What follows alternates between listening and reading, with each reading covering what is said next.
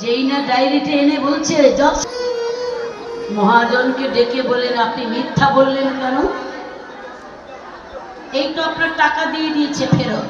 বলছে জজ সাহেব আমায় ওকে তো ক্ষমা করে দিল মা, কিন্তু জজ সাহেব বাড়ি চিন্তা করছে কি করে জানলো এই ব্যক্তি, উনি যদি মিথ্যা কথা বললো লুকিয়ে যদি রাখলো, কোন রঘুবরকে নিয়ে এসেছিলিস তার কাছে আমার একটু নিয়ে যাবি। এই যে দেখতে পাচ্ছেন মন্দিরটা, হ্যাঁ এটা তো রাম মন্দির। এই রঘুজি তো গিয়েছিল সাক্ষী দিতে, তোর কথা বিশ্বাস হয় না। একবার হন্তদন্ত করে জজ সাহেব মন্দিরের দরজার কাছে গিয়ে যেই না কপাটটা খুলেছে, দেখে সেই ধুতি সেই পাঞ্জাবি